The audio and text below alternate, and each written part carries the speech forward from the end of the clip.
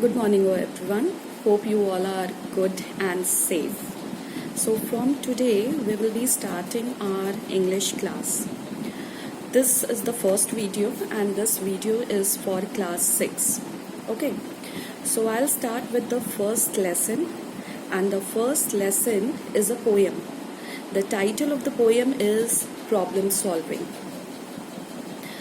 I think this title is best suited to the situation that we are facing right now.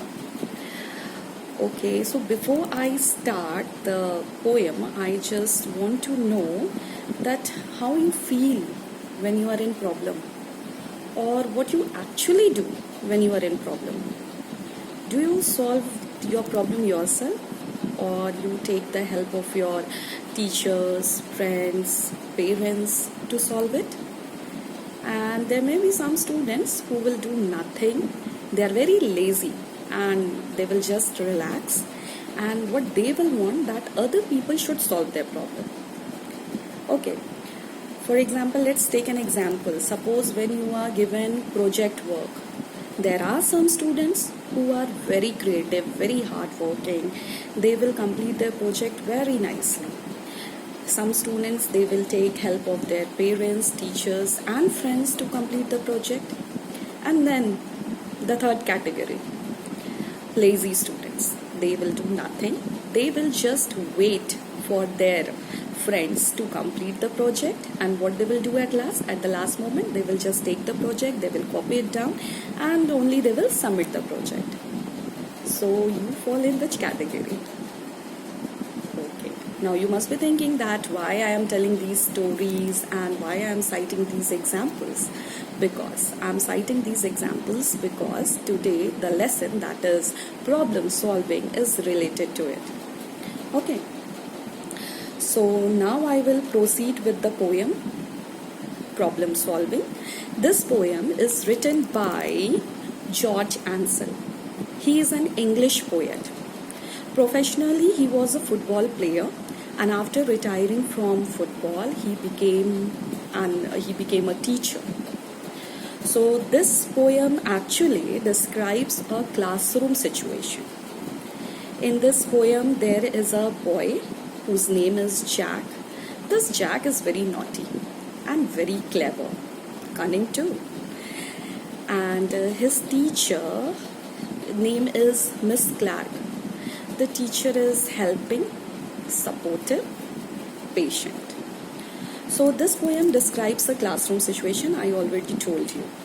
Now I will recite the poem for you. Okay, I will recite the poem, and after recitation of 2 paras, I will just give you the summary and I will explain you. Okay, so let's start. The first para. I think I have got the answer, miss. The answer's 41. The answer's nothing like it, Jack. Just show me what you have done. I have nothing here to show you, miss. I did it in my head. In that case, Jack, next time, please use the abacus instead. So as I told you that this poem is describing a classroom situation. Okay, so in a classroom there is a boy, his name is Jack, and he has been given a mathematical problem by his teacher, and the teacher wanted him to solve the problem. What Jack did, Jack solved it, and he told to his teacher that, teacher, I know the answer, and the answer is 41. The teacher was very surprised. His teacher name was Miss Clark. So Miss Clark was very surprised with his quick response, and Miss Clark told Jack that, Jack, you are not right, and the answer is nothing like that. Please show me how you have done it and where you have calculated. Jack replied to his teacher that, ma'am, I cannot show you because I have not solved it anywhere, and I don't have any rough work, or I have not done it. I just calculated it mentally. So I know that the answer is 41, and as I have done it mentally, I cannot show you. Miss Clark, okay, Miss Clark said, okay, Jack, but next time what I will suggest you that you please use the abacus instead. Okay, because your answer is not right. Now, what is this abacus? I think you know what is abacus. You must have used it in your primary classes. No. If you don't remember, abacus is a tool which help you in calculation. It consists of bits, series of strings and sticks. There are colorful bits. You just move the bits and you count the bits. Mostly, yes, I think in primary classes you must have used abacus. And if you don't know, then today please search on net what is abacus, how it looks like and how it works. Now moving back to the poem.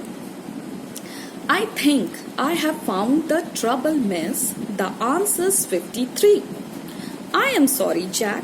It is nothing like. Come here and copy me. So in the third para, again what this student Jack is telling that, ma'am, I know what is my mistake and I have corrected the answer, and now my final answer is 53. The teacher was again surprised and the teacher tells, sorry Jack, you tried but again your answer is wrong. And then the teacher told Jack that, Jack, you please come here and see how I am solving it and you copy the answer. Okay. Now let's move to the fourth para. The next day, Jack was talking with his dad and with his mom. So Jack, they said, did you find out the answer to that sum? I did, said Jack. Although I could not do it in my head, I found a way to get Miss Clark to work it out instead. So next day when Jack was sitting with his parents, with his mom and dad asked Jack that, Jack, yesterday we have given you a sum and we would like to know that whether you solved the sum.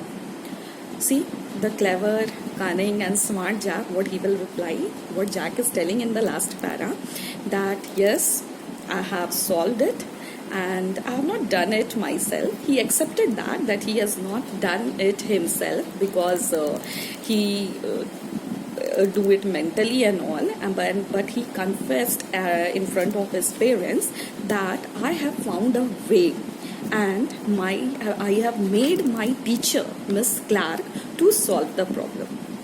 So this is the poem. Okay, so after reading this poem, what you come to know? That Jack was confident, he was clever. These are the positive points of Jack. He was naughty. Okay, this is the negative point. He was naughty, he was cunning, and he was lazy. So these are the negative points of Jack. How is the teacher? The teacher, Miss Clark, she is helping, patient, supportive. She encourages Jack so that Jack could solve his problem himself. Okay, so I think that the poem should be clear to you. If not, once again, if you want me to revise it and if you want me to tell the summary once again, I will be doing it. But here are some I have some questions for you. What you have to do, you just go through the poem, recite the poem. Okay, then after reciting the poem, what you do, you just pick out the rhyming words. Okay, note it down in your notebook, pick out the rhyming words. Second question, what you will do, you will write the summary of this poem. Third question, what you have to do, you have to write, do you think getting others to solve your problem is right? Give reasons for your answer. Once again, I will repeat the third question. Do you think getting others to solve your problem is right? Give reasons for your answer. Okay, so I will meet you tomorrow with the second video, and in that second video I will be once again discussing the summary, and I will discuss question and answer. I will discuss the rhyming scheme. Okay, Thank you. Thanks for watching. See you tomorrow.